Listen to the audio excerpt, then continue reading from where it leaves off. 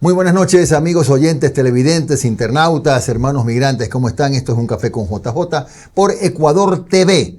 Hoy estaremos conversando con el doctor Mario Cubi Santa Cruz. El doctor Cubi fue viceministro de Gobierno, decano de la Escuela de Posgrado de Ecotec actualmente, consultor de inversiones para América Latina y especialista en Derecho Internacional. Los temas, primero, por cierto, el atentado con bombas en dos puentes, uno en Guayas, uno en Azuay, y el del sector del Mall del Sol, y también, por cierto, en el segundo bloque, la Constitución del 2008, que cada vez es más cuestionada. Gracias, doctor Cubi, por estar con nosotros. Arranquemos justo con eso.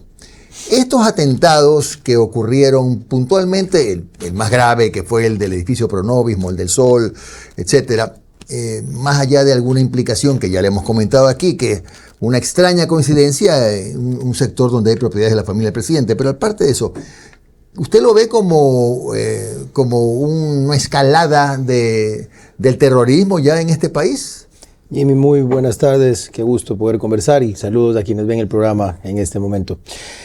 Definitivamente lo primero es solidarizarme con las víctimas del atentado en el Mall del Sol y con las víctimas del terrorismo en general en el Ecuador y en Guayaquil. Es inaceptable, creo que más allá de una escalada, es un mensaje, porque lastimosamente el terrorismo funciona así, manda mensajes donde lo que busca es generar miedo, generar temor, y en un punto donde sí, puede haber un mensaje político a la familia presidencial, pero que también es el centro comercial más concurrido de Guayaquil. Entonces ahora, de hecho, yo trabajo muy cerca y está cerrado ya 3 o 4 días. Es un recordatorio permanente que genera zozobra en la ciudad y eso es lo que busca el terrorismo y eso es lo que tenemos que condenar en conjunto y brindarle apoyo al gobierno nacional, más allá de las ideologías o incluso diferencias que los ciudadanos legítimamente puedan tener. En esto tenemos que estar unidos. Es un enemigo de magnitud internacional en el que otros países lastimosamente tienen años combatiendo sin vencer y por eso no podemos tener miramientos ni podemos tener diferencias en cuanto a ese tema. Tenemos que combatirlo en equipo.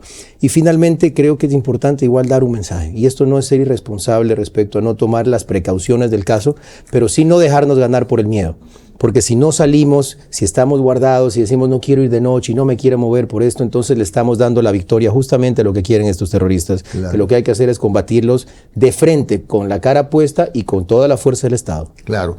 Doctor, ¿alguna relación que vea entre este insuceso de hace 2 días y el bombardeo en las minas ilegales de Buenos Aires, por ejemplo? ¿Puede ser una reacción? Es una buena conexión, Jimmy. Yo prefiero no hacer mucha conjetura. Entiendo que ahora incluso el FBI ya está ayudando en las investigaciones. Sí. Tendremos data certera pronto. Sin embargo, es difícil no hacer la conexión por 2 motivos. Primero, porque es al día siguiente. Segundo, porque se usan tacos de dinamita que son los mismos que se usan en minería ilegal. Entonces, del modus operandi que lastimosamente ya hemos vivido previamente, cada que se suben los ataques contra el crimen organizado, responden con coches bombas. Ya lo han hecho en gobiernos y en procesos anteriores, por lo tanto, creo que la conexión lógica está ahí. Esperemos las investigaciones, sin embargo, cualquiera sea el grupo específico, el crimen organizado internacional que está enquistado en Ecuador, que son carteles de México, que son mafias de Europa, que son también grupos de disidentes de ex-FARC de Colombia que están operando en el Ecuador, a todos hay que terminarlos. Se ha dicho que hay un probable financiamiento de dineros turbios al paro focalizado en la provincia de Imbabura. No quiero decir necesariamente que este hecho esté relacionado con, pero ¿cómo entendemos el fenómeno Imbabura? En este momento el paro, si bien está focalizado, ha adquirido una especie de independencia, porque ya los dirigentes de la provincia no conectan con la directiva de la CONAIE. Permíteme responder en tres partes. La primera, para mí no hay conexión entre el paro general y la bomba o los ataques con bomba.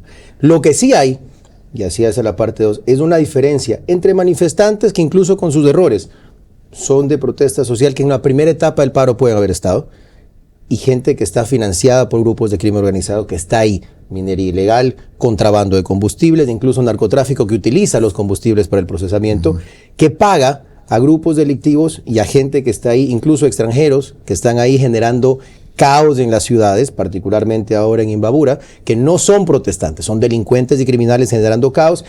Esa red posiblemente sí tenga conexión con los atentados, porque es parte del crimen organizado que ataca y que quiere mantener sus intereses en el Ecuador.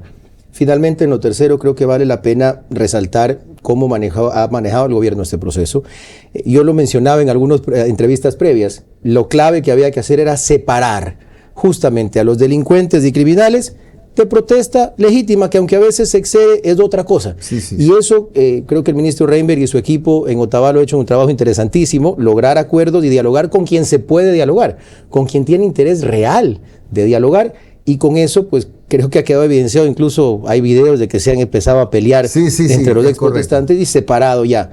El paro, entiendo yo, ha terminado en su gran mayoría y hay solo pequeños focos de violencia que están, me parece, más conectados a esos que se niegan a renunciar a los casi 250 millones de dólares al año que era desvío del subsidio, que no van a soltarlo tan fácilmente. Claro. Ahora, Mario, de todos modos hay cosas que sí levantan alguna sospecha, más allá de que coincido en que debe haber una buena parte de comuneros que auténticamente persiguen no beneficios, pero sí conquistas, ¿no? Eso no hay que discutirlo. Pero, ¿cómo resistes en una medida de hecho 26 días?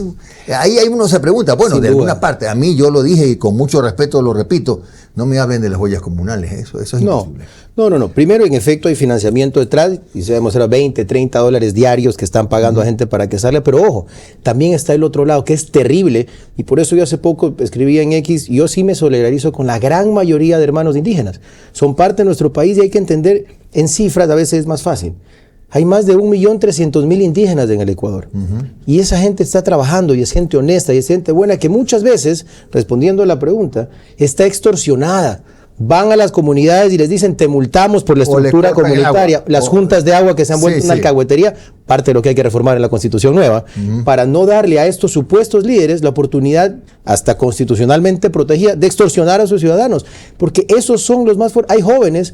Yo estuve hace un par de días en Quito conversando el tema y me decían, no nos dejan ir a la universidad, jóvenes que estudian, no te vas a la universidad, vienes al paro, si no te multamos a ti y a tu familia. Los extorsionan para que salgan. Entonces ya no es solamente el financiamiento que paga, sino extorsión real de grupos que no están pensando en los intereses de su gente. Y eso también tenemos la obligación como Estado de combatir.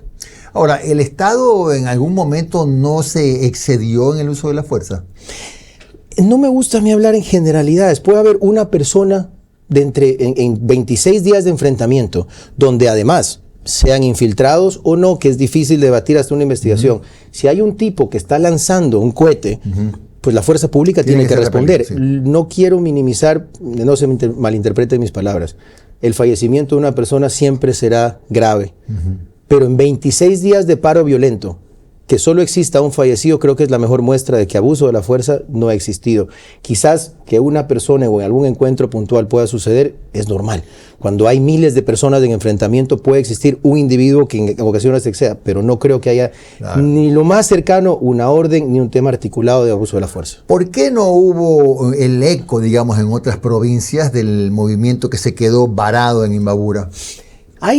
Creo que hay dos motivos principales. El primero, un proceso de aprendizaje, ¿verdad? Tuvimos los paros de 2019, los de 2022 y posterior a eso, el 2023, DISA quiso convocar un nuevo paro nacional del que junto a Henry Cucalón trabajamos para evitar y se logró evitar.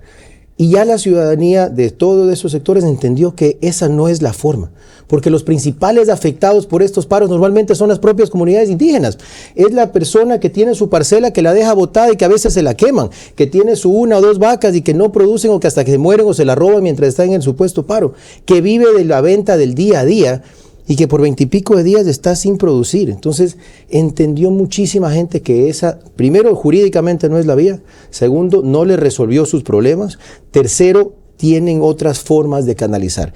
1. Y 2, me parece que también hubo errores graves, menos mal para el país, de parte del liderazgo, que empezó a decir ya tonterías violentas como vamos a tomarnos la capital de la República, que es claramente fuera de una protesta social legítima. Eso puede haber influido sin duda en el debilitamiento de la medida, ¿no? Definitivamente, y también me parece que el accionar de gobierno de ir a donde estaba el problema, de ir a meterse a Cotopaxi inicialmente, donde suelen iniciar, y luego de acercarse ahora a Imbabura a conversar, provoca que en lugar de que empiece a sumarse la espuma y esperar a que llegue a Quito con mayores números, acercarse con los violentos, hacer lo que la ley necesita, que es establecer sanciones, y con los demás a estos diálogos que se han ido dando en distintos espacios. Ahora, se anuncia para el lunes, entiendo, ya empezar a intentar instalar mesas técnicas.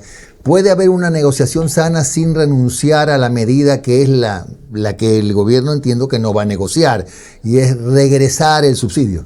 Yo considero que sí, totalmente. Es más, esto lo he escuchado, no digo que sea algo seguro, pero una de las propuestas que planteaban en Otavalo, los racionales en el diálogo, era un congelamiento del precio del diésel, que para evitar confusiones. ¿Es posible? Yo creo que sí, porque ojo, no es como algunos andan diciendo eliminar el decreto.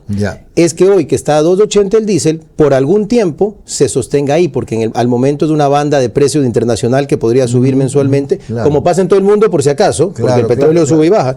Pero puedo entender que algunas personas quieran un tiempo de previsibilidad para adaptarse a este nuevo costo o escala de precios, congelando el precio ahí. No sé si ese es el acuerdo, pero eso, por ejemplo, es una medida racional, que ya es una gran victoria como Estado, porque pasamos de $1.70 a 2.80, que es un subsidio de más de $1.000 millones, como parte de estos diálogos, porque además, ¿qué es lo que más necesitan las comunidades en la parte rural y productiva? Asociatividad, apoyo para semillas, apoyo en temas de cómo recogemos y vendemos en conjunto para no salir a la calle a vender a precio de gallina enferma los productos. Eso es lo que busca, crédito productivo a bajo interés. Así es. Eso sí se puede hacer, y me parece que el gobierno de las compensaciones lo está pensando, y eso podría ser parte clave de los acuerdos. Claro que sí, gracias Mario. Vamos a hacer la pausa, regresamos al segundo bloque para hablar de la Constitución del 2008. Este país tiene oro, tiene gas, tiene petróleo, tiene la gente más buena del mundo, pero somos un país pobre. ¿En cuánto influye en eso la Constitución? ¿Cuántas trabas constitucionales hay y que nos tienen en este estado de postración? Vamos a saberlo si es culpa de la Constitución de 2008, al regreso en esta entrevista.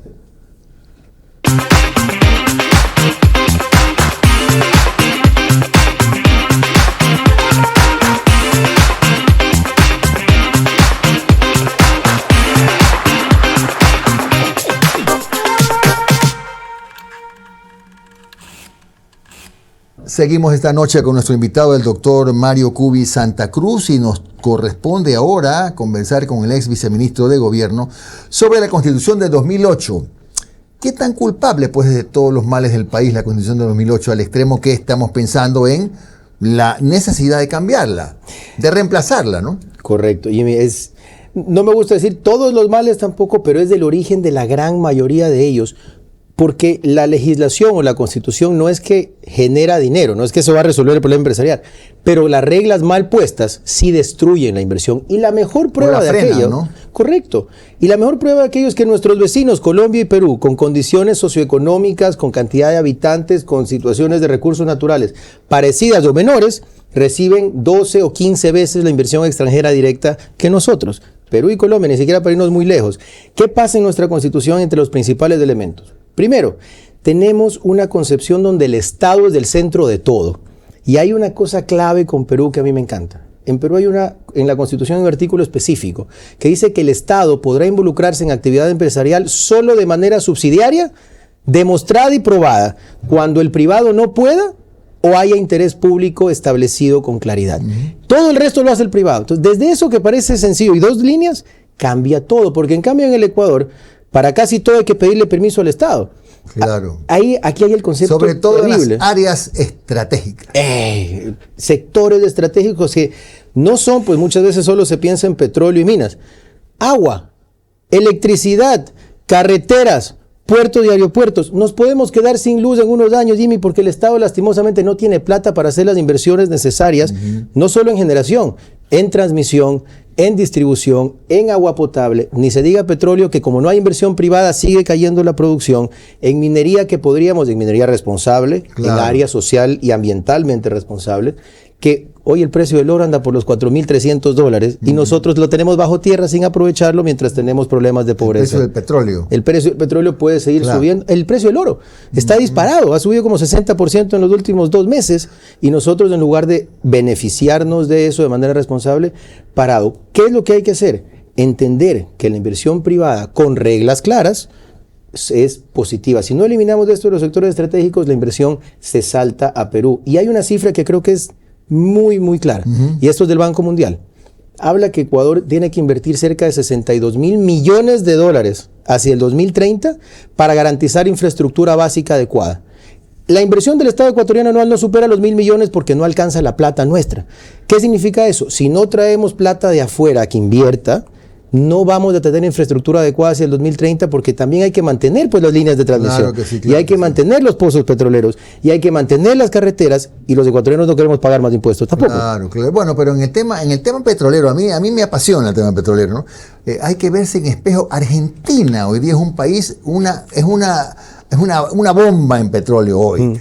Perú, ni hablar, pues, ¿no? Que Perú realmente es un verdadero fenómeno ahí en lo económico, ¿no? Y mientras nosotros desperdiciamos, a veces Perú se para al lado de la frontera y está sacando petróleo. Países como Guyana, acaban de descubrir hace poco esos yacimientos. Uno de los más importantes productores de petróleo de Sudamérica. Y nosotros todavía estamos esperando que despeguen, por ejemplo, un plan de inversión que lo anunció el presidente hace un tiempito, por 43.000 millones de dólares, pero todavía no hay nada. Es que volviendo a la Constitución, Jimmy, ¿por qué es tan difícil? Además de esto de los sectores estratégicos, que es del inicio, al final, ¿qué es lo que la inversión busca? Y esta es mi área de trabajo, y no lo digo yo, lo dicen todos los estudios a nivel mundial. Seguridad jurídica. ¿Y qué brinda seguridad jurídica a un inversionista extranjero? Arbitraje internacional. Sencillo, porque si yo mañana me voy a invertir a Kazajstán, y tengo un problema con el gobierno de Kazajstán, no quiero pues que un juez de Kazajstán me juzgue a mí porque no entiendo su ley, no entiendo sus formas. El arbitraje internacional, que más de 160 países en el mundo lo tienen, todos los desarrollados lo aceptan, no es pérdida de soberanía, es aceptación de un tratado internacional que en derecho llamamos el ejercicio de la soberanía, da la oportunidad de que si mañana hay un conflicto entre el que invierte y el Estado, pueda ir a un tribunal imparcial a resolver. Y eso está prohibido en la Constitución también. Claro. Entonces el inversionista dice, ¿para qué pongo mi plata si mañana cambia el gobierno? Porque esto es clave. Los gobiernos duran 4, en el mejor escenario 8 años. Una inversión en temas estratégicos puede durar 15, 20, 25. Claro. Entonces el inversionista necesita un contrato. Otra cosa buena de Perú, tiene en la Constitución la figura de los contratos ley, que una vez que se firman y se blindan, tienen estabilidad tributaria y jurídica, no importa que cambie la norma. Por eso el inversionista ahí sí pone la plata. Ahora, a propósito de todas estas cosas que han detenido el desarrollo del país, yo siento que un poco se ha levantado de nuevo el polvo del federalismo, ¿no? O sea, por el ejemplo de Imbabura, que está reducido prácticamente a una especie de país chiquito aparte, porque no obedecen ley, ni Dios, ni nada. Entonces surge la necesidad de o la intención de volver a hablar de federalismo. ¿Es bueno el federalismo para el Ecuador? En mi opinión, absolutamente viable pensar en un proyecto federal. Es decir, bien construir las bases, digamos. Correcto. ¿Por qué? Al final el federalismo lo que hace es ayudar a descentralizar de forma ordenada. Y en un país tan diverso como el nuestro, diverso no solo de manera cultural, sino también de modelos productivos. Porque no es lo mismo lo que requiere, por ejemplo, un agroexportador de la costa en materia de regulación laboral, en materia de regulación tributaria, en cuanto a cómo nos estructuramos, que lo que requiere provincias de la Amazonía que tienen un enfoque en explotación petrolera, por ejemplo, o lo que requiere la SUA y el Austro, claro, que tienen sus particularidades y tienen un fuerte enfoque industrial, o lo que requiere la producción también a veces de agroexportador y ganadera de la Sierra Centro. El federalismo bien armado es un modelo, y por si acaso yo no tengo la idea trasnochada de que cada provincia sea un estado federal, hay que estructurar grupos con identidad similar en lo histórico, en lo cultural, y que quieran producir cosas similares. Entonces, porque a veces la gente coge el tema federal como si fuera un extremo. No es más que descentralizar competencias de manera organizada y haciéndolo bien en virtud de, por ejemplo, ¿cuál sería un estado federal interesante en el Ecuador? Que podría en su proceso llamarlo una región descentralizada. Santa Elena, Los Ríos, Guayas del Oro, que históricamente ha sido muy cercano, que tenemos capacidades productivas similares y una visión de desarrollo común. Sierra Centro, desde Cotopaxi, Tungurahua, Chimborazo, Bolívar, tienen también muchos elementos culturales y productivos similares. El sur del Ecuador, Loja, Suay, Cañar, Zamora, tienen similitudes. Entonces, eso permite que en lugar de estarnos peleando por nuestras diferencias, podamos en esa diversidad encontrar fuerza como país, pagamos tributos nacionales, tenemos un ejército, hacemos tratados internacionales, pero permitimos que cada grupo en su visión desarrolle esas potencias que son hasta ventajas competitivas desde lo económico. Y la verdad es que a mí hace algunos años, cuando hablaban de federalismo, me pareció una locura, pero yo creo que hay mucha gente que ha empezado a pensarlo, ¿no? O por lo menos en entender que debemos tener una constitución que priorice la desconcentración, no sé si es la palabra exacta. Las dos cosas, desconcentración y descentralización, ¿no? Las dos se necesitan. Eso se puede cambiar en la nueva constitución. Totalmente, desde el artículo 1 hay que hacer ajustes que ayuden en ese sentido. Y solo para dejar una idea que a veces dicen, no, pero eso es solo para países grandes. No. Bélgica es federal, sí. Suiza es federal, son países mucho más chiquitos. Eso es solo para los europeos. México es federal, Argentina es federal, Brasil es federal. Entonces, tanto en Latinoamérica como en países chiquitos ha funcionado, porque la clave es entender que descentraliza y permite que cada uno tome mejores decisiones sobre su visión de desarrollo. Sí, yo no creo que sea tan mala idea. ¿Y cómo hacemos pues con el tema de la soberanía? La clave de entender la soberanía es que la compartimos los ecuatorianos y se ejerce. O sea, no es un tema de nadie puede venir a intervenir porque yo soy soberano, sino que yo decido cómo lo hago, y esa decisión debe venir en virtud de la conveniencia de lo que el país necesita. Te hablaba, por ejemplo, en el arbitraje internacional. Algunos dicen, eso es ceder jurisdicción soberana. No, es aceptar que si yo quiero que venga plata de afuera, que venga un inversionista que yo necesito para mi desarrollo, tengo que darle unas condiciones jurídicas que sean justas para los dos. Y lo que hago es aceptar en la firma de un tratado internacional una regla. Ejerzo el poder de decidir sobre mi territorio en mi conveniencia.